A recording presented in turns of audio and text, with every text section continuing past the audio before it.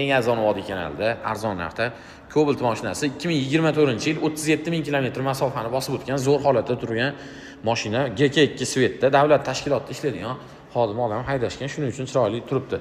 Balonlari o'rta holatda, lekin orqalari yaxshiroq. Orqani oldiga qo'yib olib yana ancha yursalaring bo'ladi. Oldi ham yaxshi, endi yangi emas. 37 ming kilometr yurgan. Hop. Mana chexullar, chiroyli pokiza salon.